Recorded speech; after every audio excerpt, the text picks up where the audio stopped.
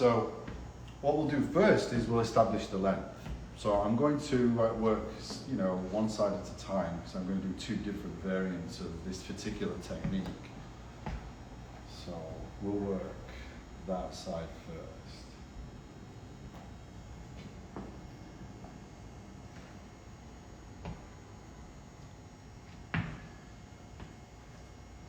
So first things first, let's just put an outline in here. And with the mannequin, I don't really need to take multiple sections. The density on a mannequin is very different to the density on a human. So all I'm going to do is I'm just going to bring the hair into position. We can see it's already got kind of existing layers in the front here. That's just how the mannequin comes. So what I want to do is kind of just make this a little bit more solid through here, kind of working this particular length down there. So it's going to take that tail off the back there that we can see. So I can just work this in the fingers very lightly, not using too much tension, and just establishing a line. Obviously we're not dealing with any shoulders here, so if I was dealing with the shoulders, I'd just have to work around them. I would cut what's in the front and then I would cut what's in the back. In the back. There we go. So the length that I'm establishing here is actually going to give me a guide to work the layering on the interior, because what I want to do is I want to protect the length through this entire shape. But what we want to do is we want to give it some interior shape now. So what I'm going to do is just section the head into two. So if I was doing this on both sides, I would be sectioning in four. So right at the apex to right behind the ear there. Again, what we're going to work on here is a longer haired layered shape, not long layers, just long hair or longer hair layers. So we'll leave the front until later. We're going to actually start in the back. So we'll clip that away.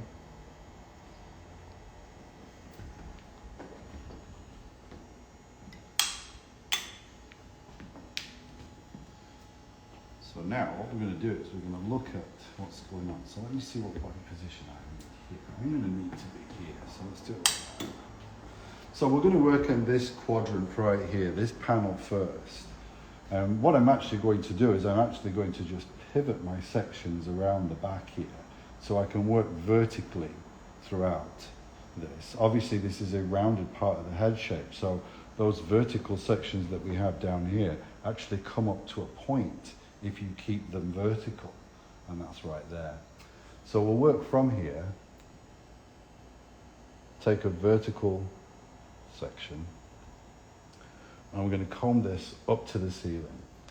We want to protect the length, so we need to pull away from the length, pull away from what you want to keep. So I'm going to lift everything that reaches up to the ceiling. If it drops away, that's good, all right? So that is my length, right? But look, if I use that length as a guide, look how short that would be through the top here.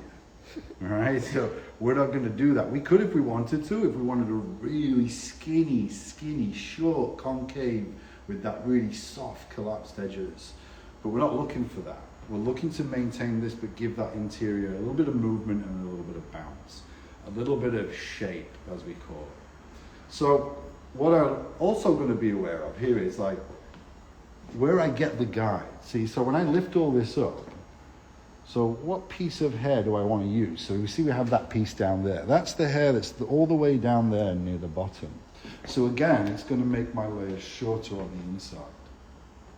So what you have to be aware of here is, come around here, Katie. You see the hairline through the side? So that is about this high up on the head shape, which in the back is about that occipital area. So really what I want to do is I want to make sure that I don't layer any lower than that, because I don't have any hair below that area in the front, so I want to protect it. So that's my kind of limit, that's my cut-off point. I can use the length at the occipital ridge, lift that up, and then I can layer from that spot right there, that short length that we see right there, I can just chop that off, right? Now, I want to leave a little bit more weight around my outline because I know that that front hair is already quite weak. So instead of using the occipital ridge, what I'm going to do is I'm going to use the parietal ridge. Now, if I lift that up, as you can see, I'm using a guide now that is longer. And I can now take that interior weight off. So I'm not taking too much weight off, I'm taking weight off according to what my outline's giving me now. So if I do this, and I angle my fingers in, it's going to create more layers, yes, but it's also going to make that shape in the front start to get shorter. So we're going to start to see a weight line that comes up into the front there, all right? I'm not looking to create a rounded layer. I want maybe more of a flat square layer through the top here, so I'm going to stick with that. So now I take my next section, and now it's all about what I do with this. If I push this into number one, we're going to start to get heavier towards the front, so we're going to start to create a triangular shape. A triangular shape horizontally gets heavier towards the front. So I'm not looking for that weight balance either. I'm kind of just looking for something a little bit more level. So I'm going to lift this straight out. So as my sections pivot, I'm going to pivot with it. Really, essentially what I'm going to do is I'm going to face the section. Right? So my shoulders are matched up with that angle of that section. That means my feet are then doing the same thing. This means I won't twist the hair and use unnecessary over directions. All I'm going to do is just keep lifting up to that, whatever reaches. I'm not really concerned with how much I'm cutting off here because it's all about preservation of the outline. So this is a very realistic situation that we would have with a client. So now I'm starting to get more of a uniformed layer within that shape. So now my next section, it pivots from that point out a little bit more. And again, I only need my previous section, so I'll get rid of that first one. And I'll just use these two. So again, I need to line myself up with the angle of the section. So now I'm pivoting a little bit more.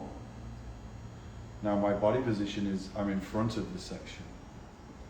So it means that my fingertips are actually pointing towards the pivot point, which is going to help me create a better, more consistent shape that way than if I was to actually stand this way and work into that pivot point. So it's much better to make that the pivot point where your fingers are instead of where your knuckles are. Just gives you a bit more element of control. So now the next section, or the last section through this back quadrant, using the previous as the guide, and now I'm actually just facing the back. I've pivoted all the way around the mannequin from back to front.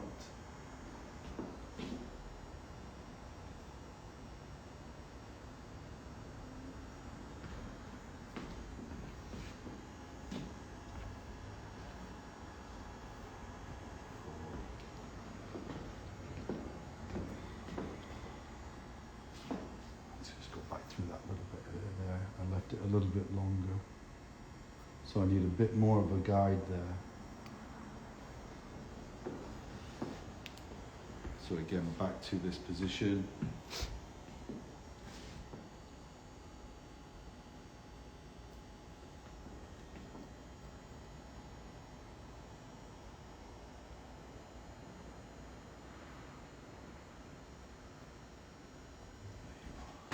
Oops. So you see what's happened is I've kept the length that I've established. So I've still got my clean outline there. I'll just pull that one out. And then I've got the layering on the interior. So I'm just going to cross check now. I'm going to cross check the opposite way and just check to see if I did get that right.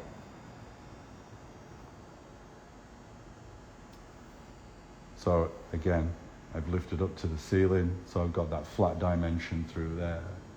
So all I'm going to do now is I'm going to lift every section straight up to the ceiling. And it should run out, right, when I get to the parietal ridge. Nothing else is going to reach below that. So nice, clean. So that's the layering through the back quadrant. So now we've got to think about how to connect the front to this. So I could do this a few different ways. I could continue to pivot my sections if I want to. I could actually now just work vertical sections and use this at the back end here, what I've just done as a guide, and lift that, each section straight up to the ceiling, as we see the guide right there. And then I'd work section by section by section and just keep lifting straight up to the ceiling.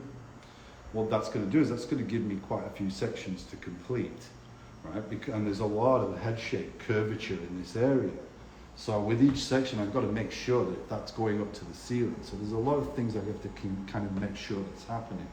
Now, if I just turn that around and instead of working this way, switch it and now work horizontally through the front, then I won't have as many sections as I move. I'm literally going to cut the top and then lift this up into it. So I'll take a profile section, a horizontal section through the top, which turns into vertical into the back. And I'm just going to lift this straight up to the ceiling now. And I'm going to find that guide at the back end, right there. You see it? So now all I have to do is take this through. And now I can cut whatever curvature in the front. If I want to round that front through a little bit, I can. So I'll now have a little bit more control over what's happening in this area. Whereas if I worked vertically this way, then I've got to make sure that I'm not moving back or I'm not pulling that forward, I'm lifting straight up as I'm working through here. And if I want to change the shape from this and round through, if I work this way, I've got to then make sure that I don't pull up to the ceiling. So a lot more control is needed. So this is the kind of work smarter, not harder way. Like I've been saying, guys, haircuts are like GPS routes or routes to get home. There's more than one way that you can get home, and you choose that on your GPS. And that's exactly what I'm choosing to do here in my haircut. I'm just choosing a different way. I'm choosing an easier way, a way that I could have more control and I could have quicker effects. So I work that top panel, everything straight up to the ceiling. Now all I need to do is get rid of that first section, and I can really just condense all of this hair that's underneath the parietal ridge and lift that up into the hair in the top. And there's the guide. Take that through. So what that's done is that's layered the outline that I've just created. This is extremely salon friendly shape to work on. Let's give it a bit of moisture.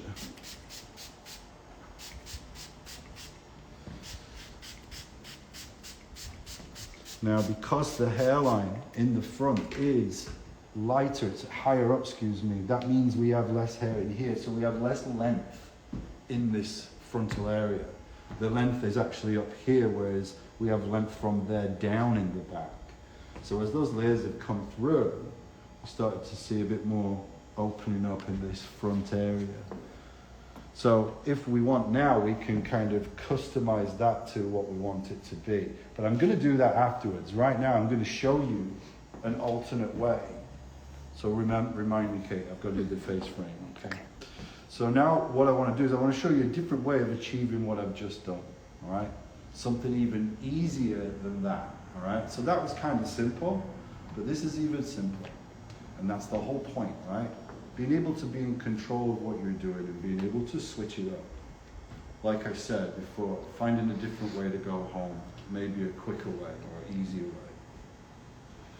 So first off, let's put some length in there. So I'll just continue the length around that I had from the other side here. the length is important to start with in this particular way of layering because it's going to give you the guide to cut the interior. Whereas if I just go straight into the interior, then it means I'm going to cut the outline afterwards. But that enables me to actually leave the outline if I want, because it creates a softer outline by starting on the inside first. As you can see, starting on the exterior, you put a more solid outline in. And then it's all about protecting that and working off that. All right, so we've got that length through onto the other side. So now let me just section up exactly the same 4 segments. How's everybody doing? Yeah? Can you guys hear me well? We're wearing a mic. Hope you can. Else you'd have heard when you people would have said something. All right. So I don't need the other side. I'm not going to use it as a guide or anything like that.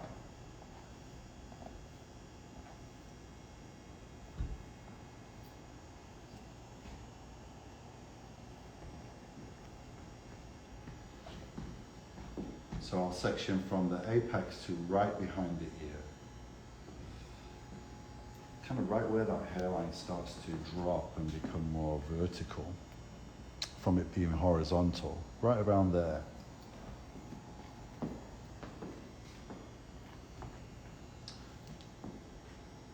Okay. So again, we've got our outline. That's been created.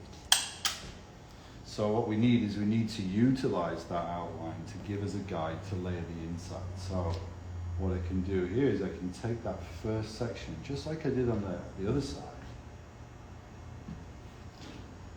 Let's drop this down.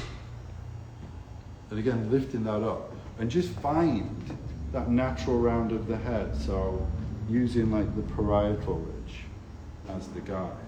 Or lower. We could go lower on this side. Let's go a bit lower. A bit more layers.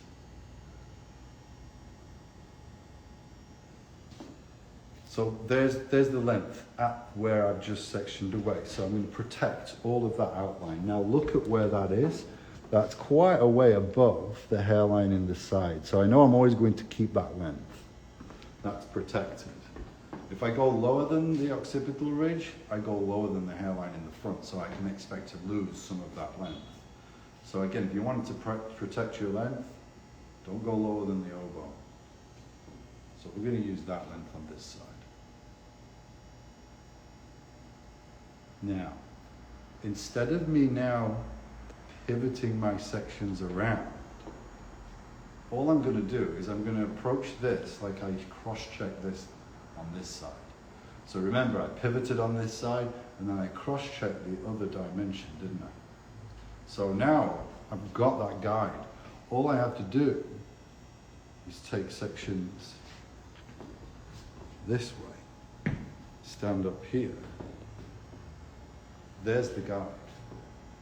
So now I can cut my layer just like the other side, but instead of pivoting, I can do it the cross-checking way. So again, it all depends on what mood you're in, which kind of level of difficulty. It's like a video game. You can choose your level of difficulty in your car before you start going, you know what I mean? That kind of thing. And I feel it's kind of like the same thing. You just have to know what you're doing and know all the different dimensions, know all that stuff.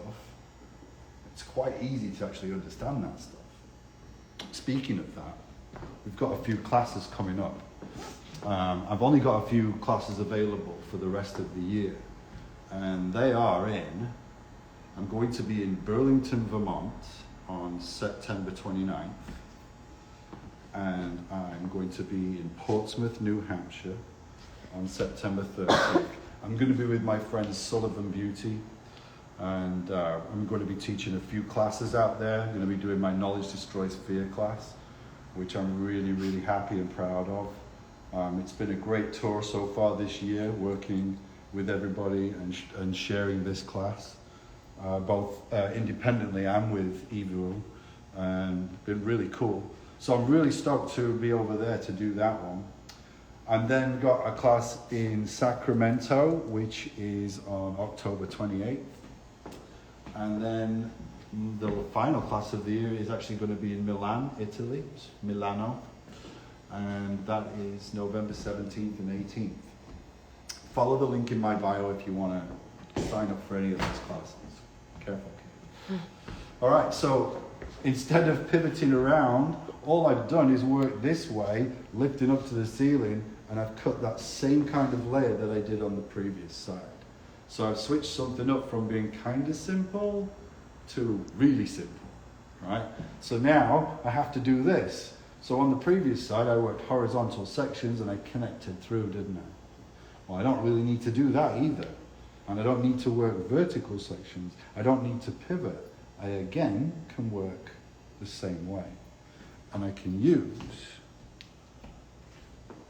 the length I have from the back and do the same thing.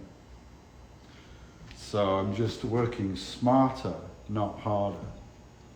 Something that has resonated with me as a hair cutter from the beginning. When I was trained at Vidal Sassoon, a gentleman named Stephen Moody used to instill that into me all the time. Work smarter, not harder, DJ.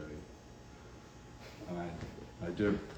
I teach that way. So again, if you want to come see me and cut hair with me in a class, I only have those 4 classes available. Follow the link in my bio and you can sign up for those classes. So, I've just done the exact same technique, same process. Not the same process, excuse me, but the same exact outcome as what I did on the previous side. I've gone a little bit shorter than the other side. I used a different length in the head shape as a guide. But on this side, I pivoted the back and then I worked horizontal sections, right? And what I did is I cross-checked the opposite way in the back here, but I actually did that on this side. So instead of pivoting, I worked in cross-check kind of pattern through that, lifting everything up to the ceiling. And I've got the same exact shape. So if I do a little cross-check, I'll turn it around so I'm in the right position. So check horizontally, and I can see that shape happening. And then I cross-check vertically, and I can see that it's a concave layer that's flat to the ceiling. Right, so if I look on this side vertically, I'm going to see a layer, concave layer that's flat to the ceiling, and horizontally, I'm going to see that it's flat to the ceiling as well. What some people call a square shape. Cool. So I hope you like that one. Nice, simple, easy, behind the chair, salon-friendly techniques. What I have to do now, as you nearly forgot, didn't you? Yeah, I did. I have to do the face frame. You started talking about the classes and then I forgot. I got distracted myself. Sorry, guys. So again, we've done the same technique on both sides, but I really just kind of want to work this area and kind of frame that a little bit better than what it is. So all I'm going to do here, guys, is I'm just going to take the hair and I'm going to find the hair that falls on the face. So right in that area there. So if we look at the hairline, you'll see it's where the hairline, the corner of the hairline is. It's where it stops being horizontal and then becomes vertical. And then if you take that up, that takes us to about the front of the apex area. So now what I'm going to do is I'm just going to stand directly in front of my mannequin. And I'm going to use this slope right here as kind of a guide for elevation. And I'm going to comb that hair forward, using this slope as my guide for my elevation, right? So that's the elevation. And I'm combing everything forward. And all I'm going to do is just take this front corner off here. That's the length in there. So I don't really want to go shorter than that. I just want to keep that and take this corner off. So you see now, when that falls, it kind of just bevels that in. Now, if I want this to flick, then I'll use a higher elevation. So I can take this same piece.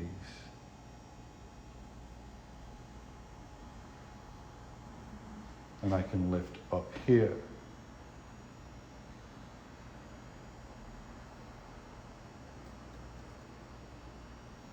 So that makes it even lighter. So I'm starting to see a little bit more of a flick there. If I really want a lot of flick, then I'm going to come up into this area up here.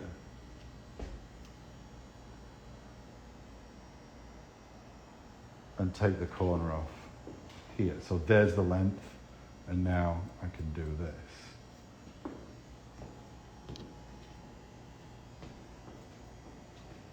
Now look how that falls. So you see the results. Without us doing any styling now, it doesn't turn under and it doesn't have that slight flick, it has a lot. So I've kind of layered into what's happening through here. So let's do the other side. So again, let's find that area. So it's right there at the frontal and work down to about the corner of the hairline. So it's about here. So you see kind of where it stops being horizontal and then it becomes more vertical.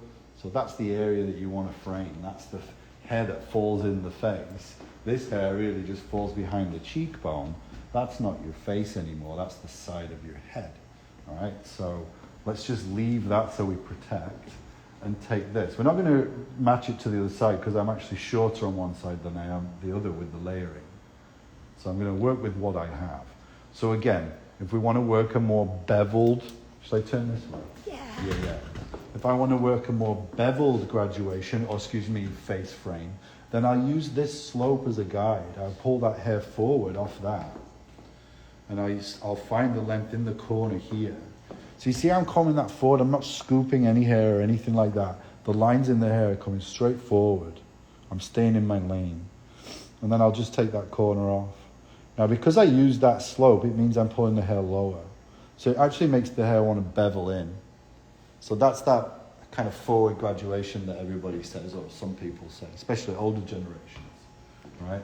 But now if I want that to not bevel as much and maybe kind of have a little bit of a layered flick to it, then I'm going to lift it up even higher. So I'll pull it up here now. And again, I'll angle my fingers in from the length and I'll frame a little bit more. You see now I've cut it at a different elevation, so it reacts a little bit differently now. So now if I take that same piece and I work with a higher elevation,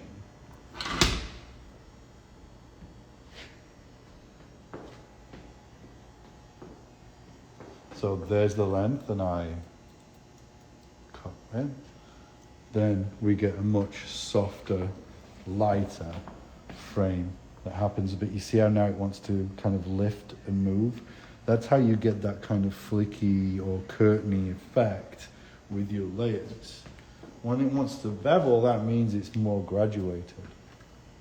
Anyway, that's it for today. That's our layering techniques. I hope you guys enjoyed that. It was a lot of fun to share that. Something a little bit simpler today that you can do behind the chair immediately, literally on every long-haired client.